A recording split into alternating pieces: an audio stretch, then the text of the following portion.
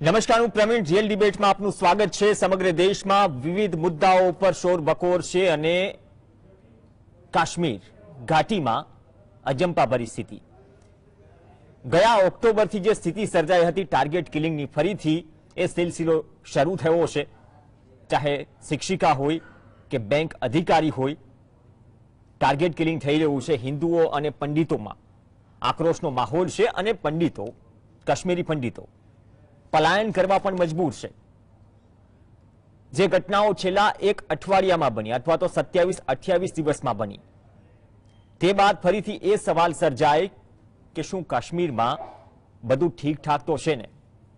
કેમ કે આ પહેલાની ચર્ચામાં આપણે જમ્મુ કાશ્મીરના નવા સીમાંકન અંગે પણ વાત કરી હતી. આવનાર દિવસોમાં સ્થિતિ પૂર્વવત થાય, આવનાર દિવસોમાં સ્થિતિ થાળે પડે તેની પણ ચર્ચા કરી હતી. પરંતુ હવે ફરીથી એ પ્રકારના ટાર્ગેટ કિલિંગ થઈ રહ્યા છે, જેના કારણે અજંપા પરિસ્થિતિ છે. જે પણ ઘટનાક્રમ આવી રહ્યો છે, ખુદ બીજા દિવસે અમિત શાહે ઉચ્ચ સ્તરીય બેઠક કરી. આ પહેલા અજીત ડોભાલ સાથે અને રોના ચીફ સાથે પણ બેઠક કરી હતી. કઈ રીતે આ પ્રકારની ઘટનાઓ ને ઓછી કરી શકાય ને વિશ્વાસ પ્રસ્થાપિત કરી શકાય કાશ્મીરમાં, તે અંગે પણ મંથન થયું. ઘટનાઓ જે છે, કાશ્મીરી પંડિતો અને હિન્દુઓમાં રોષ છે અને આ ઘટનાઓ અટકાવવા માટે થોડો પડકાર પણ છે સરકાર સામે. કેમ કે ઘટનાઓનો સિલસિલો શરૂ થયો છે અને સ્થાનિકો જે રીતે વ્યક્ત કરી રહ્યા છે કે કોણ ક્યારે કઈ રીતે અને ક્યાં ગોળીબાર કરે કહેવું મુશ્કેલ છે. તો એ ભયનો માહોલ પણ છે. આ જ ઘાટીના અજંપા વિશે ચર્ચા કરવી પણ જરૂરી છે કે સ્થિતિ કેવી છે અને આ સ્થિતિ કેવા પડકારો ઉભા કરી શકે, અને ખાસ તો જે માહોલ જે છે ઘાટીમાં તે કેટલો ખતરનાક. આ ચર્ચામાં આપણી સાથે 3 ખાસ મહેમાન જોડાશે. ડોક્ટર જયનાનભાઈ વ્યાસ જોડાશે, દિનેશભાઈ વોરા જોડાશે અને ડોક્ટર હરિ દેસાઈ જોડાશે. તમામનું સ્વાગત છે. વ્યાસજી, આપથી શરૂઆત કરીએ. આ પહેલા જમ્મુ કાશ્મીર પર આપણે નવા સીમાંકન પર ચર્ચા કરી હતી, ત્યારે પણ ઘણા બધા મુદ્દા ટચ થયા. પણ વર્તમાન જે સ્થિતિ છે, ફરીથી ટાર્ગેટ કિલિંગની ઘટનાઓ વધી રહી છે. આજની પણ ઘટના છે, ગઈકાલની પણ ઘટના છે. હવે આ ટાર્ગેટ કિલિંગ સાથે સાથે મુદ્દો એ પણ છે કે કાશ્મીર ભારતનું અવિભાજ્ય અંગ બન્યું તે પહેલા જ જે ભારત માતાનો મુગટ છે, જે જમ્મુ કાશ્મીર આપણે સ્વર્ગ પણ કહીએ છીએ અને ભારત માતાનો મુગટ પણ કહીએ છીએ, શીશ પણ કહીએ છીએ, શું આ મુગટ ખંડિત થયેલો હતો? એ વાત ખરી.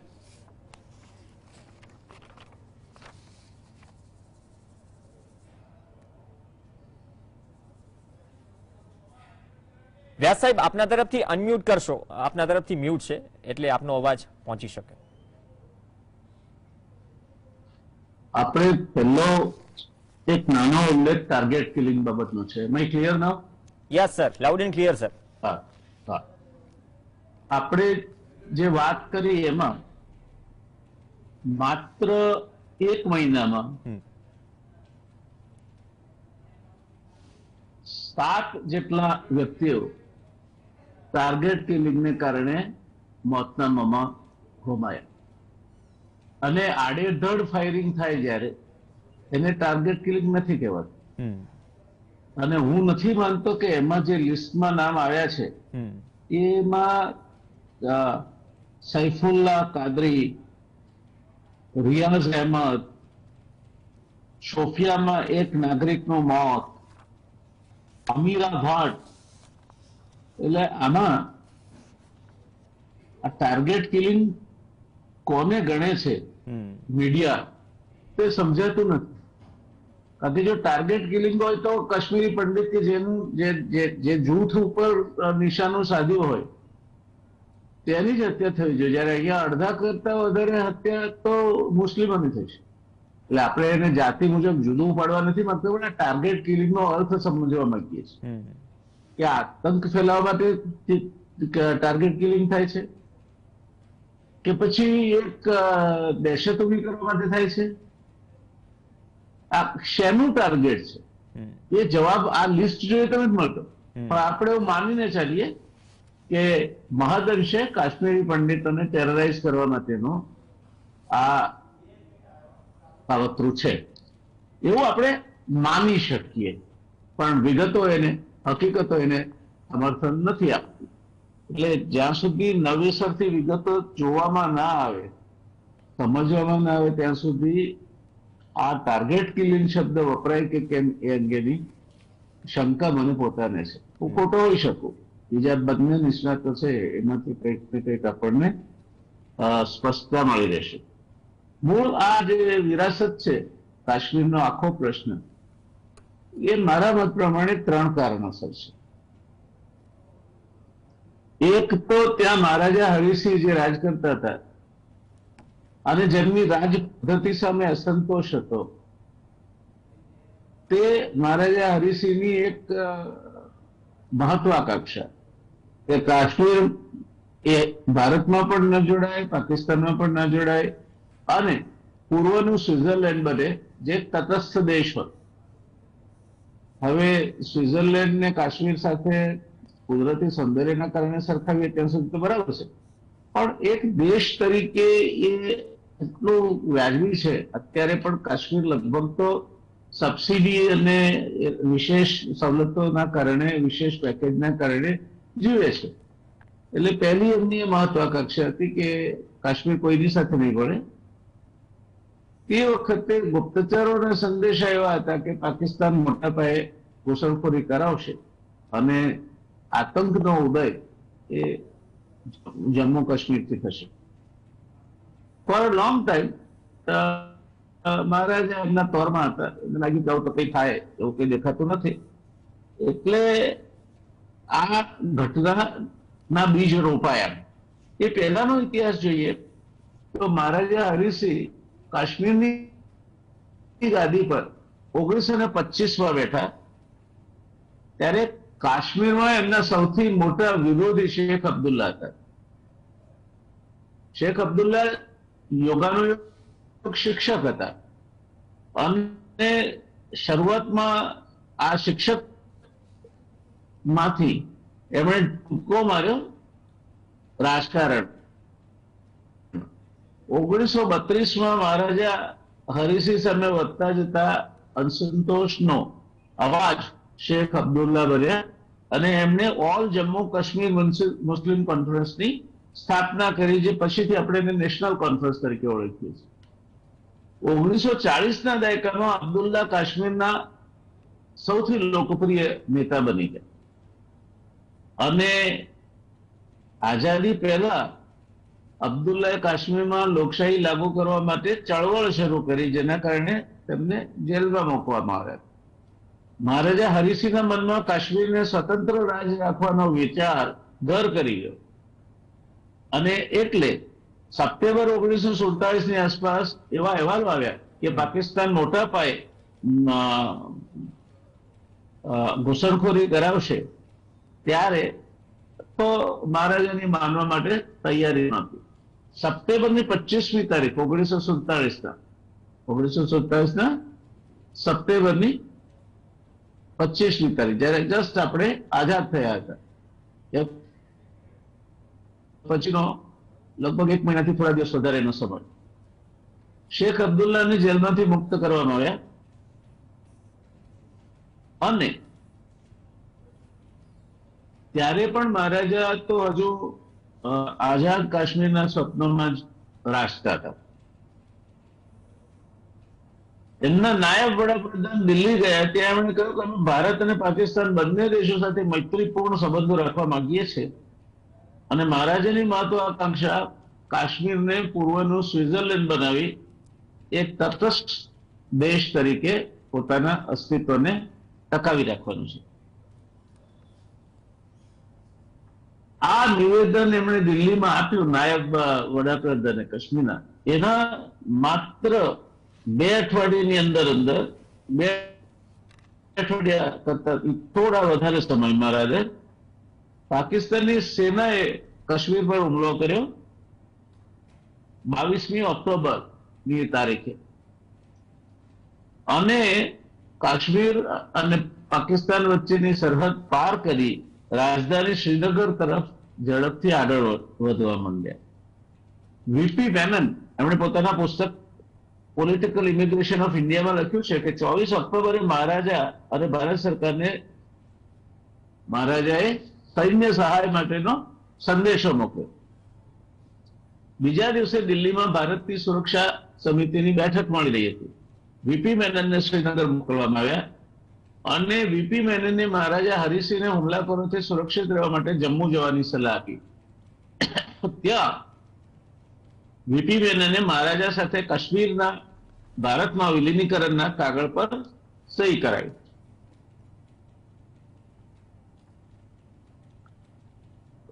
કાયદેસરની કાર્યવાહી પૂરી થઈ એટલે તરત જ ભારતે શસ્ત્રો અને પોતાની સેના વિમાન માર્ગે કાશ્મીર મોકલી આપી, જેથી પાકિસ્તાનની આગળ વધતી સેનાને રોકી શકાય.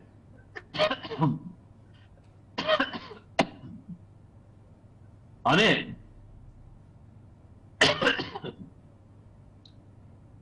હરિસિંહે જે જવાહરલાલ નહેરુ સાથે વાત કરી હતી તેના અનુસંધાને શેખ અબ્દુલ્લાને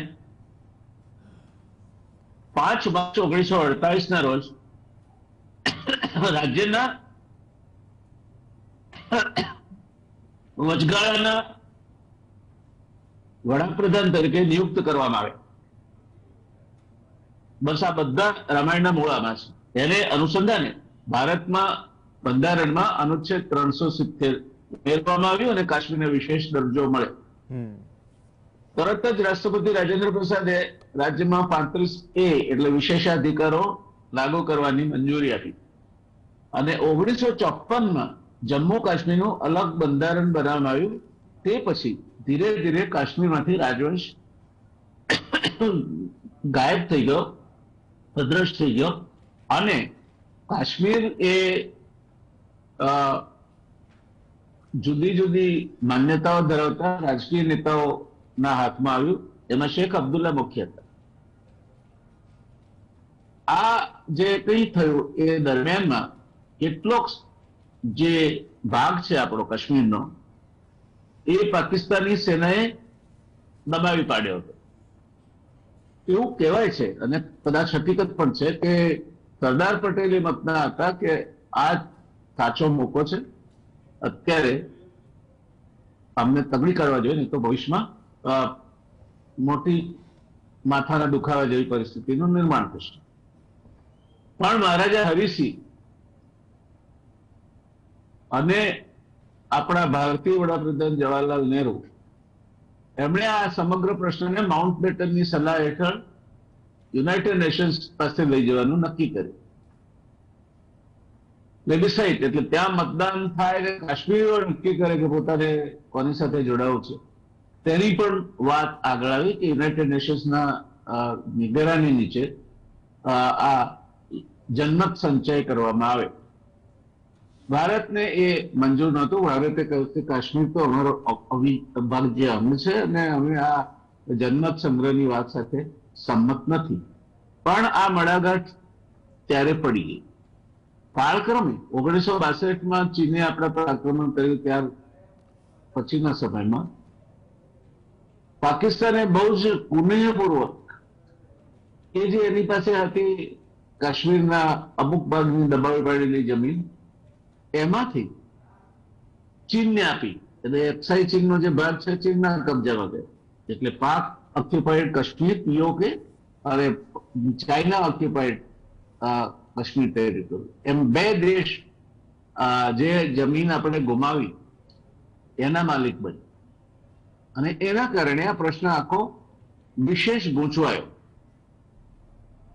દરમિયાનના સમયમાં ચીને પોતાનો કબજો વધુ સુરક્ષિત રહે અને વિસ્તારવાદની એની જે નીતિ છે એ જરા વધુ સારી રીતે અમલમાં મૂકી શકાય તે હેતુથી મોટો ખર્ચો કરીને અક્સાઈ ચીનમાં આંતરમાળખાકીય સવલતો માંડીને બીજું ઘણું કર્યું અને હવે ચીનનો જે રૂટ છે એ પણ ત્યાંથી પસાર થઈ છે ગદર બંદર સુધી પાકિસ્તાનમાં જાય તે માટેનું અત્યારે કામ ચાલી રહ્યું છે. આમ થવાના કારણે પેલા એક દેશનો જ હિત હતું, એમાં હવે બે દેશનું હિત થયું. બંને આપણા પાડોશી દેશો છે અને ત્રણેય દેશ જોઈએ આપણે, ભારત, ચીન અને પાકિસ્તાન, તો ત્રણેય અણુશસ્ત્રો ધરાવતા દેશો છે. એટલે this food become a flash point or may not become a flashpoint. So far, so all the three nations being a nuke power, એમને તમે ડિટરન્ટ તરીકે જુઓ કે એના કારણે એક દેશ બીજા દેશ પર પરમાણુ હથિયારોનો ઉપયોગ નહીં કરે, તો એના કારણે યુદ્ધ ત્રણેય વચ્ચે ન થાય તેવું માનવાને કારણ મળે. નહીં જ કરે એવું કોઈ કહેતું નથી, કારણ કે આપણા ત્યાં પણ કેટલાક માણસો છે જે વાર તહેવારે અણુબોમ્બ ફેંકવો જોઈએ, તો એમને ખબર નથી કે આપણા કરતા ન્યુક્લિયર વોરહેડ્સ એ પાકિસ્તાન પાસે પણ વધારે છે, એટલું જ નહીં પણ વધારે છે. ચીન આપણા આખા નકશાને ચારે બાજુથી ઘેરીને બેઠું છે, અને ત્યાં એને હવાઈ મથકોથી માંડીને ફેર કે અનફેર વેધરમાં આખું ટ્રાન્ઝિટ થઈ શકે એ માટેના પાકા મજબૂત રસ્તાઓ બાંધ્યા છે. 624 જેટલા ગામો એના શ્યોક ને ગલવાનનો જે વિસ્તાર છે એના ઉપર દૌલતબેગ ઓરડી પર સીધી નજર રહી શકે તેવો વિસ્તાર છે, ત્યાં એને બાંધ્યા છે. અરુણાચલ પ્રદેશમાં પણ મજબૂત રસ્તાઓનું નેટવર્ક ચીનનું પહોંચી ગયું છે. આ જો કે 2 થી 3 જગ્યાએ જ એમણે અત્યારે કદાચ આપણો શું એનો પ્રતિભાવ છે તે જોવા માટે કદાચ શરૂઆતમાં આ ટ્રાયલ બેઝિસ પર મકાનો બાંધીને ગામડું વસાવ્યું છે. પણ અધરવાઇઝ ચાઇના એમ જ કહે છે કે અરુણાચલ અમારો સુવાંગ ભાગ છે. ભારત ને ચાઇના વચ્ચે જે સરહદ પેલા મેકમોહન લાઈન તરીકે ઓળખાતી ચાઇના સ્વીકારતું નથી, એટલે અત્યારે એકચ્યુઅલ લાઈન ઓફ કંટ્રોલ એ જ સરહદ છે એવું માનીને ચાલો, એવા આગુ પાછું થયા કરે. પહેલા તો અનડિફાઈન્ડ બોર્ડર્સ અને પાકિસ્તાન સાથે ચીનના વધતા જતા નિકટતા, ચીનના આર્થિક અને સામરિક હિતો મોટા પાયે હવે છેક ઈરાન સુધી ફેલાઈ રહ્યા છે તે પરિસ્થિતિ, આપણી આજુબાજુ મ્યાનમારથી માંડી, બાંગ્લાદેશથી માંડી, શ્રીલંકાથી માંડી અને પાકિસ્તાનના ગદર સુધી ચીને બંદરોનો હવાલો સંભાળી લીધો છે તે, અને એ સિવાયના પણ કેટલાક નૌસેના માટેના મથકો, આ બધાના કારણે આપણે મુશ્કેલ પરિસ્થિતિમાં છે. અને એટલે આજે અત્યારે ચીનમાં થઈ રહ્યું, અને કાશ્મીરમાં જે આપણે જે 370ની કલમ નાબૂદ કરી એના કારણે એને કોઈ વિશેષાધિકાર રહેતો નથી. વિશેષ પણ તમે ત્યાં જાઓ તો, ત્યાં જાઓ અથવા તો લાઈન ઓફ કંટ્રોલ જ્યાં તમે ઉભા છો એને ક્રોસ કરો, એકદમ તમે પાછા આવતા રહો, જુદી વાત છે. અને સામરિક વ્યૂહરચના ભારત સરકાર અને એમના સૈન્ય અંગના નિષ્ણાતો ગોઠવ્યા કરતા હશે, એટલે એમાં મારે પડવાની જરૂર નથી, કારણ કે હું એ વિષયનો નિષ્ણાત નથી. પણ આ બધા બાબતો એવી ગૂંચવાઈને થઈ ગઈ છે કે અત્યારના સંયોગોમાં આપણે ક્યારે કોઈને કહી શકીએ કે તું ના લડ અને હું તારી સાથે છું, તારું રક્ષણ કરીશ. કાશ્મીરી પંડિતોને અધિકાર અપાઈ દીધો, વર્ષોથી લોકો બહાર પડ્યા છે, હવે ત્યાં જાય તો ગોળી વાગે છે. એટલે ચર્ચા બેટા શું ખુદા કે નામ.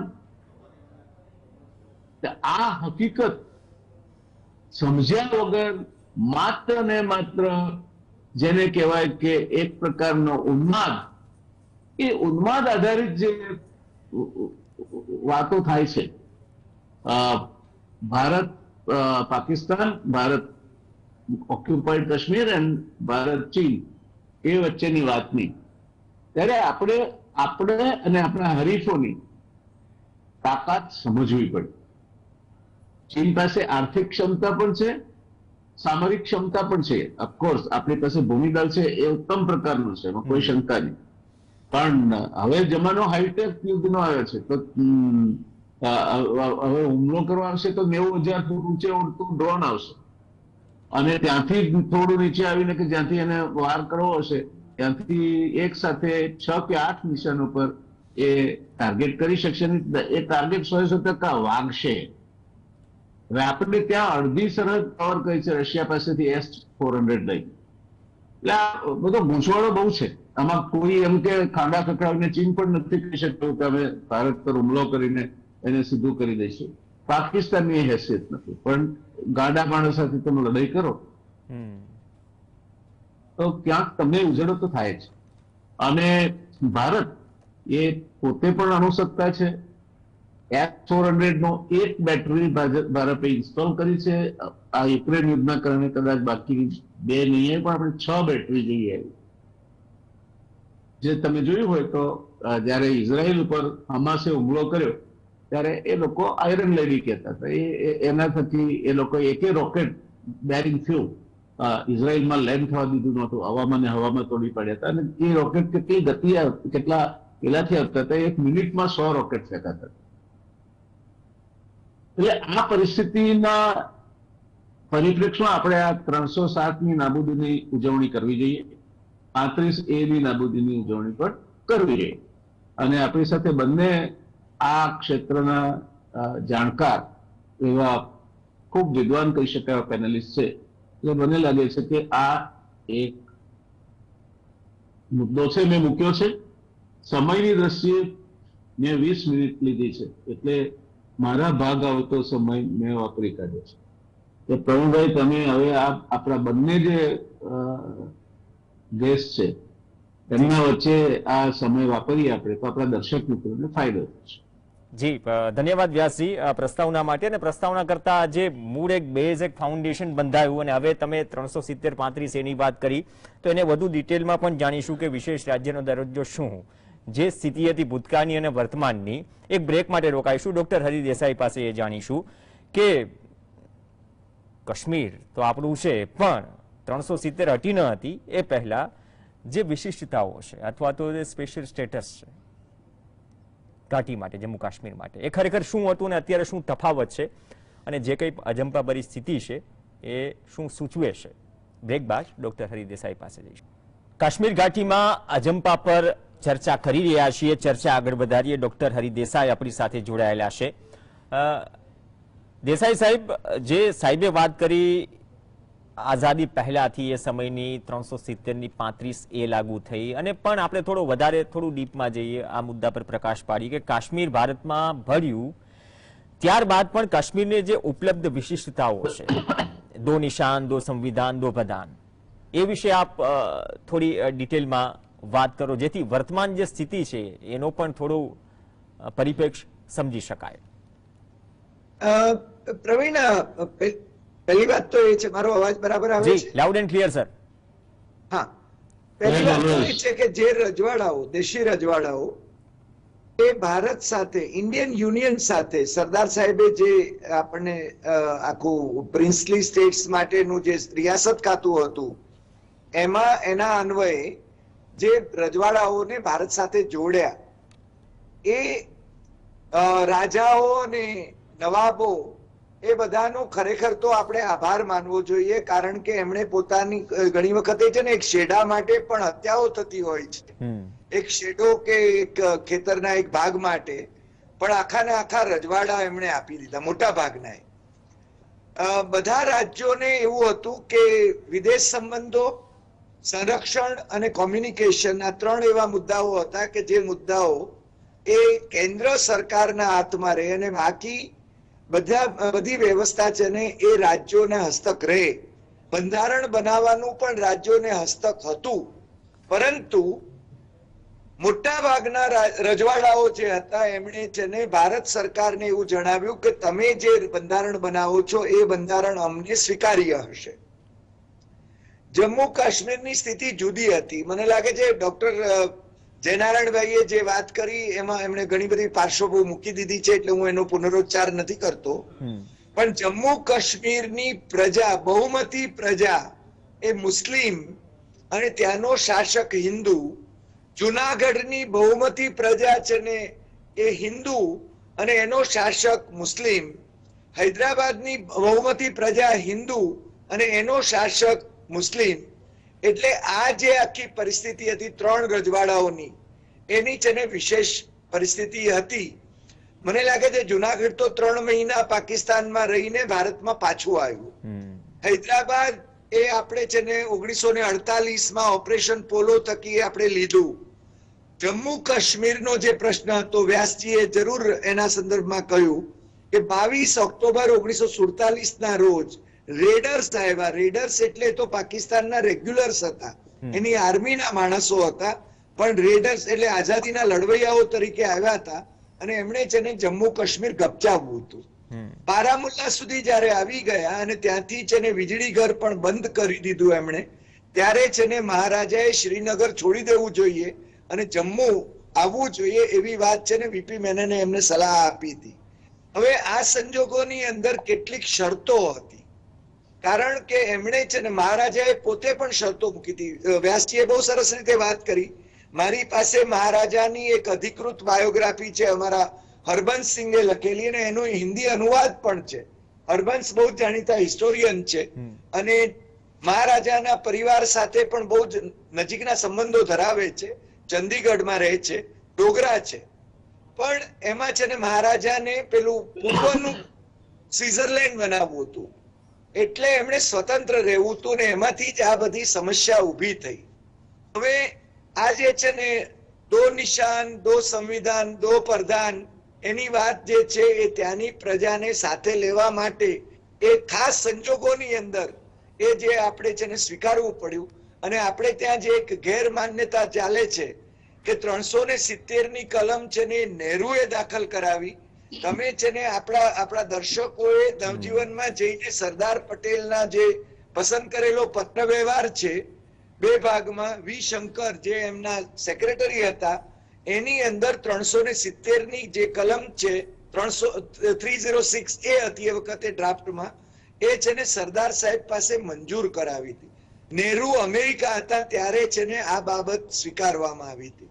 એટલે કેટલીક શરતો છે ને આપણે સ્વીકારવી પડી હતી, કારણ કે આપણે જમ્મુ કાશ્મીરને આપણી સાથે જોડવું પડ્યું હતું. Sheikh Abdullah was most popular leader અને શેખ અબ્દુલ્લા સાથે નહેરુ ડીલ કરી રહ્યા હતા અને મહારાજા સાથે છે ને સરદાર પટેલ ડીલ કરી રહ્યા હતા. અને એ વિશિષ્ટ સંજોગોમાં આ છે ને આપણે એમને વિશેષ સવલતો આપી હતી. એટલે પેલું દો નિશાન, દો સંવિધાન, દો પ્રધાન. એટલે દો નિશાન એટલે તમને ખ્યાલ હશે કે તમે જોયું હશે કે મુફ્તી મોહમ્મદ સઈદ જે ભારતીય જનતા પાર્ટી અને પીડીપી ની જે સંયુક્ત સરકાર હતી એમાં મુફ્તી મોહમ્મદ સઈદ એ છે ને ત્યાંના ચીફ મિનિસ્ટર હતા અને ભારતીય જનતા પાર્ટીના જે ભાઈ હતા એ ડેપ્યુટી સીએમ હતા. પણ માનનીય વડાપ્રધાન નરેન્દ્ર મોદી અને મુફ્તી મોહમ્મદ સઈદ જે ટેબલ ઉપર બેઠા હતા એની સામે એ વખતે 2 ફ્લેગ હતા. એક જમ્મુ કાશ્મીરનો ફ્લેગ હતો અને એક છે ને આપણા દેશનો ફ્લેગ, રાષ્ટ્રધ્વજ હતો. બીજું 2 સંવિધાન, એટલે એમાં છે ને એમને 370 હેઠળ છે ને એમના અલગ સંવિધાનની એક જોગવાઈ હતી. એમાં મુખ્ય વાત એ હતી કે ભારતના કાયદાઓ એ જમ્મુ કાશ્મીરમાં તો જ લાગુ પડે જો એ ત્યાંની ધારાસભામાં મંજૂર થાય. અને મને લાગે છે સમયાંતરે મોટા ભાગના કાયદાઓ એ જમ્મુ કાશ્મીરમાં લાગુ પડતા હતા અને નહેરુએ લોકસભામાં પણ કહ્યું હતું કે 370 તો ઘિસતે ઘિસ જાયગી. હવે આપણે ત્યાં આજે પણ 370 જેવી 371 છે પૂર્વના ઈશાન ભારતના જે રાજ્યો છે એની અંદર છે ને આવી જ જોગવાઈ છે, પણ એના વિશે છે ને હજુ આપણે વાત નથી કરતા.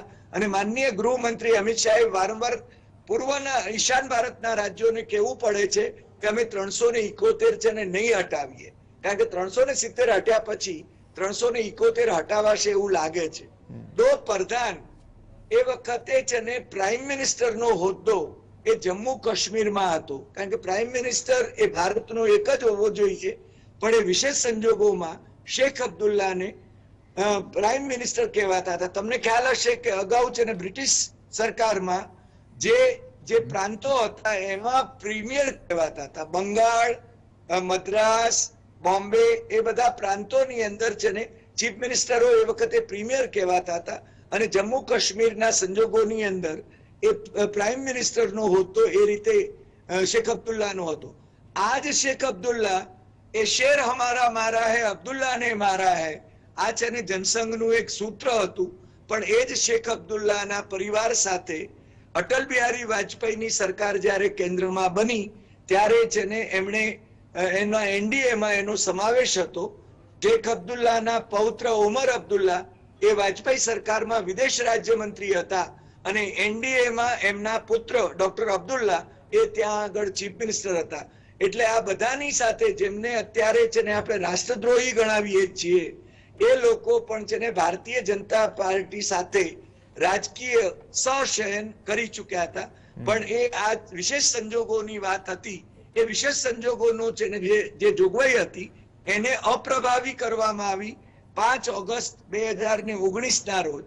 અને જે રીતે જમ્મુ કાશ્મીરનું વિભાજન કરવામાં આવ્યું, 2 યુનિયન ટેરિટરી કરવામાં આવી, એ યુનિયન ટેરિટરી થઈ એટલે કેન્દ્ર સરકારે પોતાના હસ્તક બધી સત્તાઓ લીધી. એટલે અત્યારે જમ્મુ કાશ્મીરમાં જે કંઈ થઈ રહ્યું છે એને માટે કેન્દ્ર સરકાર જવાબદાર છે. જે સ્થિતિ છે, ઓકે, જે પડકારો અને સ્થિતિ તમે બહુ ટાઈમલાઈન સાથે અને સચોટ રીતે આ વાત મૂકી. दिनेश जी, अब वर्तमान स्थिति की बात करें और जो स्थिति बनी है अब तक, मतलब आजादी से पहले और आजादी के बाद, कश्मीर खंडित हुआ, फिर से 2 टुकड़े हुए, आजाद कश्मीर या फिर पाकिस्तान ऑक्यूपाइड कश्मीर भी हम बोलते हैं, और दूसरा अक्सर चीन. अक्सर हमारे यहाँ चाइना ऑक्यूपाइड कश्मीर की बात कम ही होती है मेन स्ट्रीम मीडिया में, चाइना ऑक्यूपाइड कश्मीर. तो उसके हिसाब से कभी भी मतलब अखंड कश्मीर भारत का हिस्सा न बन सका. जम्मू कश्मीर में भी 2 हिस्से, जम्मू और कश्मीर, और जम्मू में बहुल हिंदू है, कश्मीर घाटी में मतलब बहुल मुस्लिम है. लेकिन इन घाटी की बात करें जो मुस्लिम बहुल है, उसकी वजह से कश्मीर के विकास पर क्या असर पड़ा अब तक, और अभी स्थिति क्या है? देखिए, हमें आप सभी को नमस्कार मेरा. हमें एक बात समझने की जरूरत है कि आपने विकास की बात की, तो कश्मीर की समस्या विकास की समस्या नहीं है. कश्मीर की समस्या कुछ और है. लेकिन हम दिल्ली में बैठकर कश्मीर की समस्या को बिना 0 पॉइंट पे गए सुलझाने का प्रयास कर रहे हैं. सीधी सादी बात. अब हुआ क्या है यहां पर कि देखिए, कश्मीर पेरिनियल प्रॉब्लम है, कोई नई प्रॉब्लम नहीं है. और पिछले 25 सालों में देखा जाए, 24-25 सालों में तो करीब करीब 15 साल, 14-15 साल भारतीय जनता पार्टी की सरकार थी. दुनिया का कोई ऐसा खित्ता, कोई ऐसा एरिया नहीं है जहां पर आपको प्रॉब्लम नहीं मिलेगी. चाहे रशिया में चेचनिया हो, या फिर इजराइल और पैलेस्टाइन हो, या फिर सीरिया की प्रॉब्लम हो, हर जगह आपको ट्रबल्ड एरिया मिल जाएंगे. तो आइडियल स्टेट तो इस दुनिया में कोई भी नहीं है. अब हमने क्या किया यहां पर कि एक पॉलिसी नहीं बनाई गई, क्योंकि अब डोवाल साहब जब आए थे इसके अंदर खास तौर से सिक्योरिटी एडवाइजर के रूप में, और पंजाब में एक पॉलिसी कई साल पहले टिट फॉर टैट की, बुलेट फॉर बुलेट की लगाई गई थी. अब सोचा गया कि शायद यही पॉलिसी कश्मीर में काम आ जाए, लेकिन दोनों की पृष्ठभूमि अलग थी. हमने कश्मीर की पृष्ठभूमि को समझने का प्रयास ही नहीं किया. हम आज भी उसको 1947 के, 1950 के चश्मे से देखने की कोशिश करते हैं, और वहां के चश्मे से हम आज की प्रॉब्लम को सॉल्व नहीं कर सकते हैं. देखिए, दुनिया में जहां भी प्रॉब्लम सॉल्व हुई है वो आज के चश्मे से हुई है. आपने पिछले 3 सालों में बहुत सारे आघात किए. 370 हुआ, हमने समर्थन किया, हमने अपने चैनल पर भी समर्थन किया कि अच्छा मूव है, चलिए अच्छी बात है. अगर इससे कोई मूलभूत परिवर्तन आता है, जिंदगी बेहतर होती है, तो व्हाई नॉट. लेकिन उस समय बात आई थी, 2 शब्द कहे गए थे, दिल्ली से दूरी कम करेंगे, दिल से दूरी कम करेंगे. लेकिन पिछले 3 सालों में आप देखोगे, पौने 3 साल में, ना तो दिल्ली से दूरी कम हुई, ना दिल से दूरी कम हुई. कोई ऐसे प्रयास नहीं किए गए जिसके द्वारा आप ये कहें कि वहां पर लोगों को गले लगाने की बात. मेरे चैनल पर अभी एक व्यक्ति आए थे वैली से, और बहुत पीस लविंग पर्सन हैं, और जो कि पंडितों के एक्सोडस को हमेशा क्रिटिसाइज करते रहे. उन्होंने का कहना था कि आप घाटी में आइए, और हर मुसलमान के चेहरे पर, माथे पे एक शब्द लिख दिया गया जिसका नाम है कि मैं आतंकवादी, क्योंकि वो मुस्लिम है. जब आप इस चश्मे से सबको एक ही रंग में रंगने का प्रयास करेंगे तो यही होगा। चलिए 370 तो हो गया, फिर उसके बाद आपने स्टेट को तोड़ दिया, 2 टुकड़े में तोड़ा, उससे अलगाववाद और बढ़ा। फिर आपने स्टेट को यूनियन टेरिटरी में चेंज कर दिया, उससे आपने उनको और चोट दी। ये इजराइल मॉडल था। जी हां, जो इजराइल पैलेस्टाइन के लिए कर रहा था वही चीज यहां पर हो रही थी। लेकिन यहां के जो हुक्मरान थे वो भूल गए कि इजराइल की पृष्ठभूमि अलग है और भारत की पृष्ठभूमि अलग है। फिर उसके बाद फाइनल नेल डीलिमिटेशन आता है। उस डीलिमिटेशन के अंदर आपने बहुत सारी सीटें यहां बढ़ा दी और वहां पर शायद एक की सीट बढ़ी, तो उसके ऊपर बहुत कंट्रोवर्सी भी हुई। अब वो पास होने भी जा रहा है अल्टीमेटली। आप सोचिए, आप बिना किसी व्यक्ति को जो घाटी का है उसको कंसिडरेशन में लिए, उससे सलाह किए, आप एक के बाद एक डिसीजन उनके ऊपर थोपते चले जाते हो। हमारे आदरणीय प्रधानमंत्री जी ने कहा कि हम चाहते हैं कि वहां पर हर व्यक्ति के हाथ में लैपटॉप हो, वहां पर सड़कें बने, वहां पर हाईवे बने। लेकिन कश्मीर की प्रॉब्लम हाईवे और सड़कों की विकास की नहीं है। मैं आपको बताऊं, मैं सच कह रहा हूं, मैं ज्यादा कश्मीरी हूं। वहां की समस्या विकास की नहीं है, आइडेंटिटी की है। आपको मिल बैठकर बात करने की जरूरत थी, आपने किसी से बात नहीं की। जब वहां पर पंडित भाई जब आके लेफ्टिनेंट गवर्नर को आके गुहार लगाते रहे, फोन करते रहे, कोई सुनने को तैयार नहीं है, कोई उठ के बात करने को तैयार नहीं है। उनके सारी की सारी जो गुहार थी, रिक्वेस्ट थी, वो रद्दी की टोकरी में चली गई। और जब पानी अब सर के ऊपर से गया तो आपको प्रॉब्लम सॉल्व करने के लिए 0 पॉइंट पर होना चाहिए था, ना कि दिल्ली में। आप दिल्ली में बैठ के फिर प्लानिंग करते हैं, इससे काम नहीं बनेगा साहब। अब इतनी हत्याएं होती है वहां पर, लेकिन दिल्ली की ओर से एक शब्द नहीं निकलता संवेदना का कि हां ये क्यों हो रहा है। आप बताइए, कोई एक वक्तव्य उच्चतम वर्गों से आया हो जहां पर एक संवेदना व्यक्त की गई हो कि एक के बाद एक व्यक्ति की हत्या हुई है? वहां पर नहीं हुआ। वहां पे दूसरी बात, एक आर्मी के रिटायर्ड जनरल लेवल के या उससे एक लोअर लेवल के आदमी आके क्या कहते हैं कि वहां पर लोग बंदूक की भाषा समझते हैं और कुछ नहीं हो सकता। लेकिन समस्या है कि बंदूक से आप कुछ टाइम के लिए प्रॉब्लम सॉल्व कर पाएंगे, लेकिन उसके नीचे जो सिमरिंग होगी ज्वालामुखी की, उसको कैसे सॉल्व करेंगे आप? Offence is the best defence, जो हमारे आर्मी के लोगों ने कहा, जो जनरल्स ने कहा। लेकिन हो सकता हो टाइमली कुछ वक्त के लिए, लेकिन सभ्यताओं का विकास, आपकी सिविलाइजेशन का विकास बंदूक की नोक पर नहीं होता है। मैं आपको बताऊं, आप अगर सोचते हो कि बिना दिल जीते, बिना सामंजस्य के, बिना सौहार्द के, बिना उससे बात के वहां से शांति ला सकते हैं, तो आप लाके दिखाइए फिर। तो फिर ये 30 साल का नासूर नहीं है, 75 साल का नासूर है, आप सॉल्व नहीं कर पाएंगे। मैं आज भी कहता हूं, वहां पे जाइए, लोगों से बात कीजिए। मैं कोई हफ्ता नहीं जाता, मैं आजकल 3 प्रोग्राम नहीं करता हूं कश्मीरी पंडितों के साथ में। वो यही कहते हैं कि कश्मीर के मुस्लिम भाई बहन हमारे दुश्मन नहीं है, हम उन्हीं के सारे वहां जा सकते हैं।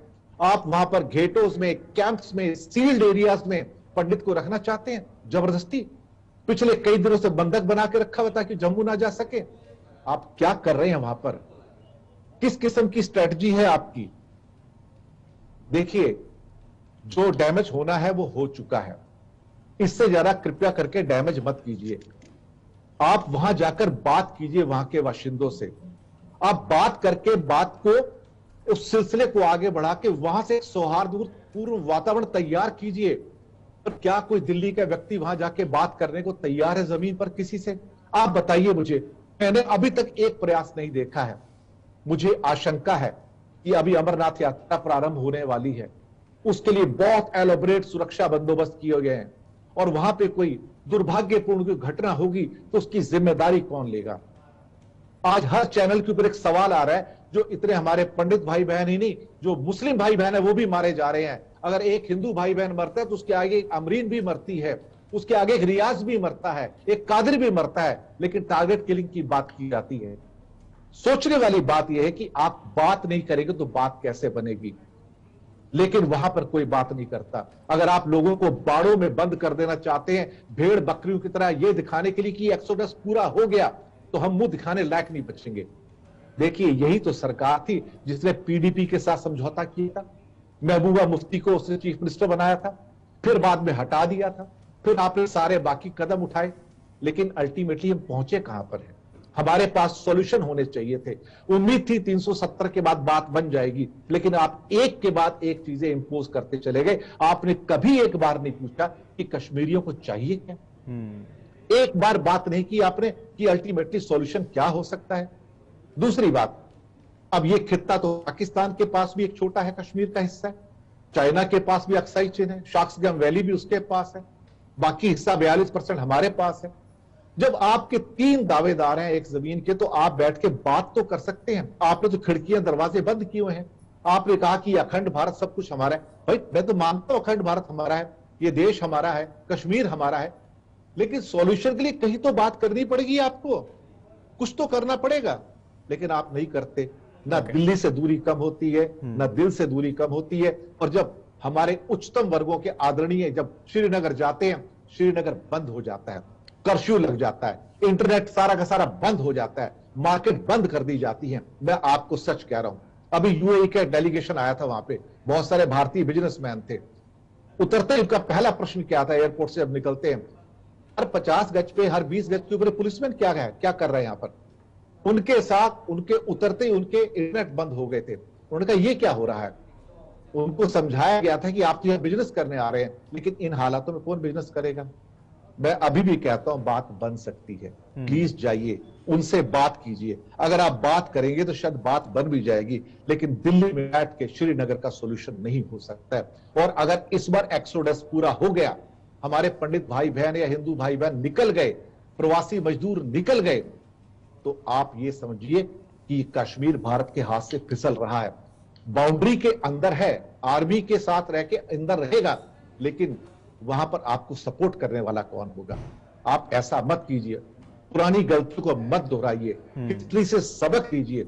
मेरी मदर की साइड कश्मीर साइड से है, मुझे उसका दर्द पता है, मुझे मालूम है कि वहां का दर्द क्या होता है, विस्थापन का दर्द क्या होता है। लेकिन मैं आपसे एक बात लास्ट कहना चाहूंगा, अगर आप वहां की घाटी के मुस्लिम भाई बहनों का विश्वास नहीं जीतेंगे, तो आप पंडितों को क्या किसी को भी वहां बसा नहीं पाएंगे, कभी नहीं बसा पाएंगे। और ये एक्सोडस एक दिन कंप्लीट हो जाएगा और ये एथनिक क्लींजिंग होगा। और इतनी बड़े मुद्दे पे मैंने आज अपने एक प्रोग्राम में कहा भी है, ये मौका आ गया है जब हमारे आदरणीय प्रधानमंत्री जी देश को संबोधित करें। 1990 का मोमेंट वापस आया है, देश को संबोधित करें कि प्रधानमंत्री जी बताइए ये क्या हो रहा है, हम कहां जा रहे हैं, हमारा देश कहां जा रहा है, ये देश के ऊपर खतरा है। 1990 वापस आ चुका है, प्लीज आइए, देश के लोगों को विश्वास में लीजिए, बताइए हमारा देश क्या करने जा रहा है। जी ओके, धन्यवाद दिनेशजी। डॉक्टर हरि देसाई, जे दिनेशजीए बात करी कि दिल जीतवानी અને સાથે સાથે વાતચીત કરવાની, પણ તેની સાથે સાથે બેઠકો પણ મળી રહી છે। આપણે આર્મીથી માંડીને પોલીસથી માંડીને જે છાવણીમાં જમ્મુ કાશ્મીર ફેરવાઈ ગયું છે, છતાં પણ આ ઘટનાઓ અટકી નથી રહી। હવે અટકી નથી રહી તો શું આપ માનો છો કે ભારત વ્યૂહાત્મક વિસ્તારો પર સર્જિકલ સ્ટ્રાઇક કરી શકે આવનાર સમયમાં? પહેલી વાત તો એ છે કે કાશ્મીરની જમીન આપણે જોઈએ છે કે કાશ્મીરની પ્રજા પણ આપણી સાથે જોઈએ છે। પ્રશ્ન આ છે, અને એટલા માટે તમે કાશ્મીરમાં જે લશ્કરી અધિકારીઓ છે એમની સાથે જો વાત કરો તો એ હંમેશા કહેશે કે કાશ્મીરની પ્રજાને કારણે, એના સમર્થનને કારણે અમે જેને સીમાડાઓની રક્ષા કરી શકીએ છીએ, એમનો સહયોગ મળી રહ્યો છે। જો કાશ્મીરનો પ્રશ્ન છે એ હિન્દુ મુસ્લિમનો પ્રશ્ન નથી, આપણે એને હિન્દુ મુસ્લિમનો પ્રશ્ન ઉભો કરીએ કે કાશ્મીર ફાઇલ્સમાં આપણે છે ને એક પક્ષી વાતો જ ખાલી રજૂ કરીએ તો મને લાગે છે કે આ વાત છે ને વધારે વણસવાની છે।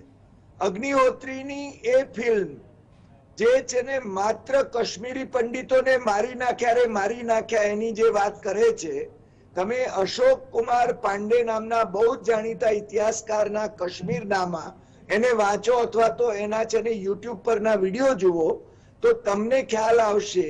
અને મેં તો છે ને મારા જેમણે અમદાવાદમાં કાશ્મીર ફાઇલ્સના શોનું આયોજન કર્યા એ કાશ્મીરી પંડિત એસોસિએશનના પ્રેસિડેન્ટ કુસુમ કૌલને પણ મેં લખ્યું હતું કે બેન એ વખતે છે ને માત્ર કાશ્મીરી પંડિતો ને માર્યા હતા કે બીજા મુસલમાનોને પણ માર્યા હતા।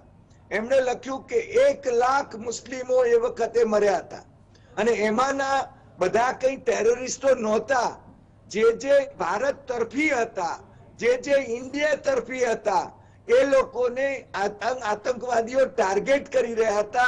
આજે છે ને કાશ્મીર ફાઇલ્સની આ જે ફિલ્મ આવી છે એની એક અવળી અસર જે પડી રહી છે એ છે ને આપણે સમજવું જોઈએ. અને આજે પણ કાશ્મીરની અંદર કાશ્મીર ઘાટીમાં પણ જો વાજપેયીજીનું નામ છે ને ખૂબ આદરથી લેવાય છે અને વાજપેયીજીના 3 વાક્યો જે છે, 3 સ્લોગન, ઇન્સાનિયત, જમહુરિયત, કાશ્મીરિયત, આ છે ને ખૂબ ત્યાં આગળ છે ને એમના દિલો દિમાગમાં છે. આપણે કાશ્મીરીઓના દિલ જીતવાના છે. બધા કાશ્મીરી મુસ્લિમો એ આતંકવાદી નથી, એ વાત પણ છે ને આપણે સમજી લેવી જોઈએ. કાશ્મીરી પંડિતો અને કાશ્મીરી મુસ્લિમો એ લોકો સદીઓથી સાથે રહ્યા છે. એમની વચ્ચેના વ્યવહાર છે, એમની ખાણીપીણી, એમની જીવન પદ્ધતિ એ સરખી છે, એ વાત આપણે સમજવી જોઈએ.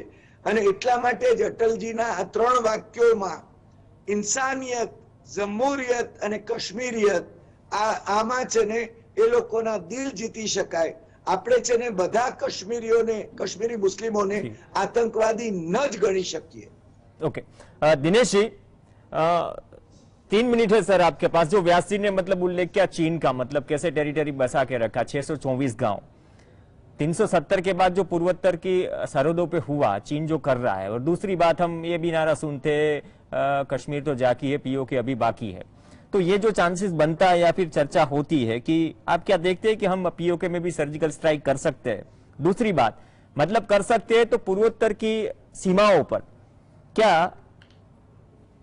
भारत को रोकने के लिए दूसरा मोर्चा खोल सकता है चीन, जिसकी बात शुरू में व्यास जी ने कही? अगर ये होता है तो क्या परिस्थितियां और विकट या गंभीर होगी आने वाले वक्त में? रशिया यूक्रेन तो चल रहा है अभी. आपका पहला क्वेश्चन है सर्जिकल स्ट्राइक के बारे में कि दूसरी सर्जिकल स्ट्राइक हो सकती है, नहीं हो सकती. जो कंफर्म सूचनाएं मेरे पास है उसके हिसाब से दूसरी सर्जिकल स्ट्राइक करना बहुत खतरनाक हो सकता है. इस टाइम एक्सट्रीमली डेंजरस मैं आपको बता रहा हूं, क्योंकि इस बार पाकिस्तान रिटेलिएट करेगा, ये इंफॉर्मेशन है. तीसरी बात, यूक्रेन युद्ध के बाद कोई नया मोर्चा खोलना किसी भी देश के लिए एक अच्छा डिसीजन नहीं होगा, मैं आपको बता दूं. क्योंकि कोई भी छोटा सा एक ट्रिगर पॉइंट कहां जा सकता है आज हम सोच नहीं सकते हैं. दूसरी बात, व्यास जी ने बातें बहुत अच्छी कही, सारी टू द पॉइंट कही. जहां तक चाइना का या तो लद्दाख में या फिर अरुणाचल प्रदेश में कोई एक नया पॉइंट खोल देना, एक नया क्या कहते हैं कि एरिया में स्ट्राइक करना या कुछ प्रेशर पॉइंट बनाना. देखिए, प्रेशर पॉइंट तो बने हुए हैं, लेकिन चाइना फिलहाल इंडिया पे अटैक नहीं करेगा, मैं आपको बता दूं. चाइना इस पोजीशन में नहीं है कि वो अरुणाचल में प्रेशर बना सकता है, क्योंकि चाइना ऑलरेडी बहुत उलझा हुआ है, खास तौर से साउथ ईस्ट चाइना सी के अंदर, ताइवान के एरिया में. तो वो यहां पर बिना मतलब का एक उलझन और पैदा नहीं करना चाहेगा. ऑलरेडी वो रशिया के साथ यूक्रेन वॉर के अंदर कहीं ना कहीं छोटा मोटा उसका उलझन चल रहा है, तो वो यहां पर नहीं आना चाहेगा. और बिना मतलब इस टाइम इंडिया के साथ वो कोई भी कॉन्फ्लिक्ट में नहीं जाएगा. ताइवान के साथ जाना जाए, इंडिया के साथ फिलहाल नहीं जाएगा, क्योंकि यहां से उसके बिजनेस के लॉसेस बहुत बड़े स्केल पे हो सकते हैं. पाकिस्तान के साथ मुझे नहीं लगता कि कोई इंडिया सर्जिकल स्ट्राइक इस टाइम करेगा. बात की जाती है कि मुजफ्फराबाद में उनके कैंप्स है, सब कुछ है, आका बैठे हुए हैं, लेकिन मुझे नहीं लगता कि भारत इस बार ये करेगा, क्योंकि इस बार जो सूचनाएं मिल रही हैं अल्टीमेटली पाकिस्तान विल स्ट्राइक. और एक छोटा सा ट्रिगर मैं बता रहा हूं आपको, छोटा सा ट्रिगर इस एरिया में एक बड़ी वॉर के अंदर कन्वर्ट हो जाएगा, फिर उसको रोक पाना मुश्किल हो जाएगा. मैं समझता हूं कि शायद भारत इस बार ये गलती नहीं करेगा. पिछली बार कामयाब हो गया, ठीक है, लेकिन हर चीज 2 बार नहीं होती है. जी ओके, व्यासजी, बहु ओछो समय છે, એકાદ મિનિટ જેટલો. આપ જે બંને પેનલિસ્ટે વાત કરી, આપ એ વાતને કન્ક્લુડ કરો સર. जो बात हुई, हरि भाई ने बात की और बोरा साहब ने कही, एक बात हमें समझ लेनी चाहिए कि कश्मीर हमारा है तो कश्मीरी नागरिक भी हमारे, चाहे हिंदू हो या मुसलमान। और अगर वो जब तक आपके साथ नहीं है तब तक उनको कोई दबा के डरा के आप कश्मीर का मसला हल नहीं कर सकते। करना है तो जिस तरह से बर्लिन वॉल टूटी, जिस तरह से अमेरिका और ये इनके पड़ोसी देश में जो जिस तरह से समझौता हुआ, ये समझौते हमें देखने होंगे। और अमेरिका जैसी बहुत बड़ी मिलिट्री ताकत भी एक भी युद्ध निर्णायक तरीके से नहीं जीती है। और ऑन द कंट्रारी क्यूबा और जर्मनी के मामले में तो उन्होंने कुछ न कुछ सॉफ्ट एटीट्यूड लिया है। दूसरी बात, जो बाइडेन प्रेसिडेंट बने तब उन्होंने कहा था कि हम दूसरों के मुल्कों पे अब अमेरिकन लश्कर दूसरे मुल्क में जाके लड़ाई नहीं लड़ेगा।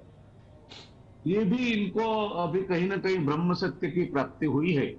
तो जरूरी नहीं है कि ठोकर खाने से लहू निकलता है, वो प्रूव करने के लिए आप खुद ठोकर खाओ, वहां तक नहीं दूसरी बार भी ठोकर खाओ कि अगली बार निकला था उतना ही लहू निकलता है, लालच उतनी ही है या कुछ कम ज्यादा हुआ है। ये मूर्खता की पराकाष्ठा है। मानव स्वभाव को समझकर, this is an issue of human relations. It cannot be solved by military or as a long time solution. Okay. और मैं मानता हूं कि this is the flash point or rather a threshold point. अगर ये बार चुके आप तो फिर भूल जाइए जी। तो ये सब चीजों को मद्देनजर रखते हुए जैसे चेस की रमत में भी वो खेल आप खेलते हैं, तो कभी पीस को बचाने के लिए कौन सेक्रीफाइस करते हैं, तो उससे उल्टा कभी कौन सेक्रीफाइस नहीं करते और पीस को सेक्रीफाइस कर देते हैं। अल्टीमेटली आपकी व्यू रचना क्या है उस पर ये निर्भर करता है। तो मैं मानता हूं कि काफी उलझा हुआ प्रश्न है, इसको न उलझाने में गनीमत है। और आप जितना ज्यादा उसको फोर्सिबली सुलझाने का प्रयत्न करेंगे ज्यादा उलझेगा। ओके, બહુ સરસ વાત કરી સાહેબ કે આટલો વિકટ પ્રશ્ન છે ને, વિકટ પ્રશ્ન વચ્ચે દિલ જીતવાની વાત છે ને, સાથે સાથે કાશ્મીર અને જમ્મુ કાશ્મીર અવિભાજ્ય અંગ છે, તો વાતચીત અને સાથે સાથે દિલ જીતવું, જો લોંગ ટાઈમ સોલ્યુશનની તમે જે વાત કરી અને જે પરિસ્થિતિઓમાંથી આપણે પસાર થઈ રહ્યા છીએ, સમયનો અભાવ છે। ધન્યવાદ ડોક્ટર હરિભાઈ દેસાઈ, દિનેશ વોરાજી અને ડોક્ટર જયનાનભાઈ વ્યાસ ચર્ચામાં જોડાયા। આ સાથે જ રિયલ ડિબેટમાં હાલ બસ આટલું જ। નમસ્કાર।